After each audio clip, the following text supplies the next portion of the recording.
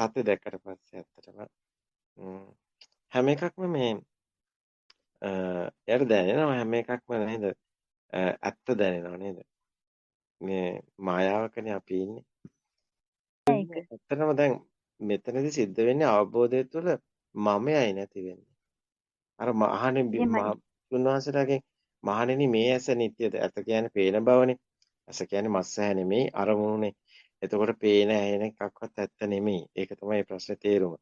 චක්කුන් නිච්චං වා අනිච්චං වා කියලා ඒක ආයතන. නමුත් ආයතන හයතම එක එහෙමයි. එතකොට අනිච්චං බන්තේ කියලා කිව්වා භික්ෂුන්. එයා තමයි සැබෑ භික්ෂුන්. සැබෑ භික්ෂුව අඳුනගන්නනේ ඔක කියන්නේ. එතකොට අහනවා භික්ෂුන් වහන්සේනේ දැන් බුදුන් වහන්සේනේ ඔක අහන්නේ භික්ෂුන් වහන්සේලාගේ චක්කුන් නිච්චං වා අනිච්චං වා අනිච්චං බන්තේ. රූපං නිච්චං වා අනිච්චං වා අනිච්චං බන්තේ. මේකේ තේරුම මස් ඇහැ නෙමෙයි මේ පේන බව, ඇහෙන බව. රූපාරම්මණයනේ රූපේ කිව්වේ. ශබ්ද රූප, වර්ණ රූප, ගන්ධ රූප. ඒ කියන්නේ අරමුණු. එකක්වත් ඇත්ත නෙමෙයි කියලා. ඇත්ත නෙමෙයි කියලා එතකොට භික්ෂුන් වහන්සේලා පිළිතුරු දුන්නා. එතකොට ඇත්තටම දැන් මේ ලෝකයේ ඇත්තක් නෙමෙයි කියන එකනේ ඔකේ තේරුම. අපි චිත්තේන නියති ලෝකෙනේ. සලආයතන ලෝකෙනේ. අරමුණු ඇත්ත නෙමෙයි කියන්නේ මේ ලෝකයේ ඇත්ත නෙමෙයි. එතකොට ඒක සිතුවිල්ල. එතකොට ඒක අපි දුක් විඳින්නේ සිතෙන්. අපි හිතනවා. ඒක ඇත්තක් නෙමෙයි. විඥාන මායාව. එක එක සත්තුන්ට එක එක විදිහට ලෝකෙම වෙනවා. ඒක ඇත්ත වෙලා අපිට දැනෙනවා. ඒ දැනෙන එක තමයි අපිට මේ ඉන්න වගේ දැනෙන්නේ. ඒක තුල තියෙන පිනවන ස්වභාවයක්. ඒක තමයි අපි මේ ආත්මය කියන්නේ. ඒ පිනවන ස්වභාවය බිඳ වෙනකොට තමන්ගේ ආත්මයම තමයි බිඳ වැටලා තියෙන්නේ. තමන් අහිමි වෙලා. එතකොට සබහාදහම වගේ තමයි. ඒතර හැමදේම දැනෙන්න ගන්නවා. මෙන්න මේ අත්දැකීම එක්ස්පීරියන්ස් එකයි මේ කතාවේ තියෙන වැදගත්ම තැන. තමට අත්දකින්න ලැබෙනවා අනාත්ම සංඥාව. ඒකට අනිත්‍ය සංඥාව තමයි. හැබැයි ඒක අනාත්ම සංඥාව. ඒ නිසා තමයි බුදුන් වහන්සේ අහන්නේ මහණෙනි එහෙනම් ආත්මයක් තියෙනවද කියලා. ඒතකොට සංඝයා පිළිතුරු දෙනවා නොහේතම් බන්තේ. ඒතකොට මේකේ තේරුම බුදුන් වහන්සේ භික්ෂුන් වහන්සේලා මේ ශාසනයේ ඉද භික්ඛවේ භික්ඛෝ මේ ශාසනයේ භික්ෂුවක් වෙන්නේ අන්න එහෙමයි. එහෙමයි මානෙනි. අන්න ඒ ඇයට තමයි කිව්වේ මේ ශාසනයේ භික්ෂුව කියලා. ඒ කියන්නේ මේ ශාසනයේ භික්ෂුවර ලෝකේ ඇත්ත වෙන්න බෑ. පළවෙනි එක. එතකොට එතන කෙනෙක් ඇත්තටම ලෝකය කියන්නේ තාත්මෙමයි. දැන් මෙතන පුටුව දකිනවා නම් පුටුව දකින මාත් ඉන්නවා. එතකොට පුටුව කියලා දෙයක් කියලා තමයි ගින්නක් නැති වෙනකොට ඒ ආත්මෙම තමයි නැති වෙලා තියෙන්නේ. එතකොට ඇත්තටම දැන් කෙනා එතකොට ආත්ම ගින්න නැති වෙනවා. ගින්න නැති වෙනවා. හැබැයි සාමාන්‍ය විදිහට හැමදේම එකම විදිහට දැනෙනවා. දැන් මේකේ ඇත්තටම කිව්වොත් එහෙම හැම දෙයකම නිදහස් වෙලා. නේද? හරිම අත්දැකීම හරිම සුන්දරයි. එතකොට දැන් එයාට ආත්මීය ගින්න තියනවද නැහැ? මැරෙන කෙනෙක් ඉන්නවද නැහැ? එයාට මරණය කියන සිතුවිල්ල ඇත්ත වෙනවද නැහැ? ඔක්කොම සිතුවිලි විතරයි. මම කියලා හිතනවා සක්කාය දිට්ඨිය. මැරෙනවා කියලා හිතනවා ඒ සක්කාය දිට්ඨියම තමයි. ඒකයි යවි ශුන්‍යතෝ ලෝකං අවේකස්ස. මොගරාජ ලෝකේ හැම කල්ලි සතිමත්ව ලෝකේ ශුන්‍යනස බල අත්තාන දිට්ඨියෙන් වාච. එහෙම වුණොත් මොගරාජ ආත්ම දෘෂ්ටිය ගිලිනවා. එහෙම වුණොත් මොගරාජ ඔබට මරණයක් නැහැ. මච්චු රාජාන පස්සතේ. මරණය ජය ගන්නවා.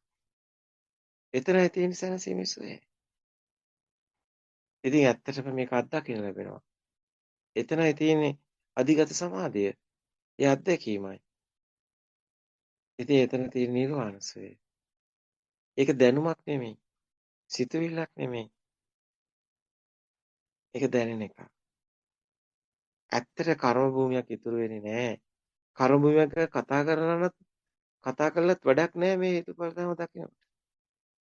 අයියට කිසිම තැනක ගින්නක් නැහැ. ඇත්තටම කිව්වොත් එතන එයා මෙතන මම කියන ඊගෝ එක නැති වෙන තාක්කල් එයාට මේක හම්බ වෙන්නේ නැහැ. ඒ කියන්නේ කෙලස් තියෙනවා. කෙලස් තියෙන තාක්කල් මේක හම්බ වෙන්නේ නැහැ. එතකන් මමයා ඉන්නවා. එතකන් ওই සත්තු මරනවාද මරණ එක පව් නේද?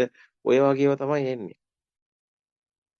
හැබැයි යාට මේ සත්‍ය හොඳට වැටුණාට පස්සේ ඇත්තටම එයාට හැමදේම හොඳට දැනෙනවා.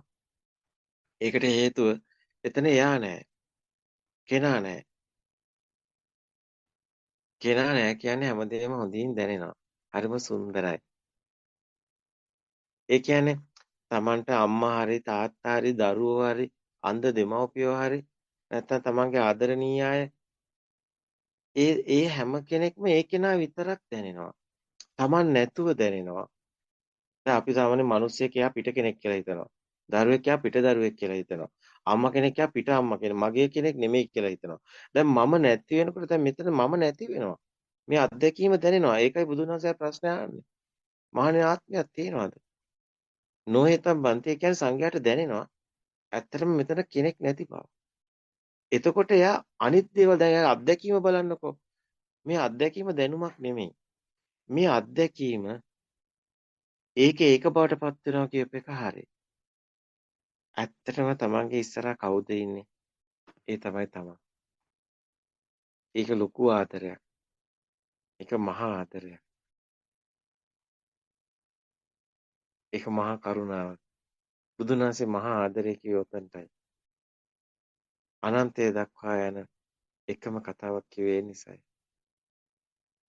ඇත්තම කිව්වොත් තමන් ඉන්නකන් තමන්ට ඒක දැනෙන්නේ නැහැ. තමන්ගේ නිදහස් වුණු දවසට දැනෙනවා. හුළඟත් හරි සුන්දරයි. අහසත් හරි සුන්දරයි. ඇත්තටම අර මහ භූත බවට පත් වුණා වගේ හරියට ඒක. මහ භූතයි මායි කියලා දෙකක් නැහැ වගේ එකක්. මොකද අපිට ඒ ස්වභාවය ටික ටික ලං වෙනවා. ඒ කියන්නේ මේ කම්පන ස්වභාවය අකම්පිත ස්වභාවය ටික ටික ලං වෙන්න ගන්නවා. කම්පන ස්වභාවය දිය වීගෙන යනවා. ඒක මමත්වයේ දුවනවත් එක්ක ඒක ආය හම්බෙන්නේ නැහැ. ඊට පස්සේ අකම්පිත ස්වභාවය කියන්නේ ඇත්තම කිව්වොත් ආත්ම දෘෂ්ටිය සම්පූර්ණයෙන්ම දිය වෙලා ආත්ම සංඥාවක් දිය වෙලා අවසානයේ පණවන්න කෙනෙක් නැහැ. සංඥාවක් සකස් වෙන්නේ නැහැ. ඒ අධිගත සමාධිය. ඊට පස්සේ ආයතන ටික මොන විදිහට වැඩ කරත් වැඩක් නැහැ. කෙනා නැහැ. හරි නිදහසක් දැනෙනවා. මේ අත්දැකීමයි ලෝකෙට නැත්තේ. ඒ තුල තියෙන්නේ ඇත්තටම කිව්වොත් ඒ නිර්වාණ සෝය. සැනසීම සෝය. ඕක තුල පින් පව් කතා ඔක්කොම තියෙන මිත්‍යා දෘෂ්ටිය. ඇත්තට මේ සමාජයේ මිත්‍යා දෘෂ්ටියට ගැට ගහන්නේ ස්වාමීන් වහන්සේලා. මේක නිගණ්ඨ සමාජයක් කළා. අපේ ස්වාමීන් වහන්සේලා හරි අසරණයි. උන්වහන්සේලා මේක දැනගෙන නෙමෙයි කරන්නේ. උන්වහන්සේලා දන්නේ නැහැ උන්වහන්සේලා ධර්මය නොදන්න බව. බැලුවොත් රාජකීය පඬිතු, ත්‍රිපිටකාචාර්ය, අභිධර්මාචාර්ය, විනයාචාර්ය පට්ටම් නම් ගොඩක් විතරයි. මේක මහා පිස්සුවක්. මේක විභාග නෙමෙයි. එන්න ප්‍රායෝගික පැත්තට. එයි පස්සේ කෝපනයිකෝ කිව්ව එකයි. ඔබටත් පුළුවන් අත්දකින්න. ඇත්තට මෙතන තියෙන ලොකු සැනසීමක්. මෙතන තියෙන පුදුමාකාර සැහැල්ලුවක්. ඒමයි සාන්තේමයි ප්‍රණීත කිව්ව එකයි. ඒතං සාන්තං ඒතං ප්‍රණීතං. යදිද සබ්බ සංඛාර සමතං. පුදුමාකාර ධර්මයක් ලෝකෙට ඉවරලා තියෙනවා. ඒකම ආශ්චර්යයක්. මුළු සමාජයක් දෘෂ්ටිගත කරලා තියෙන අපේ භික්ෂුන් වහන්සේලා නොදන්න කමට.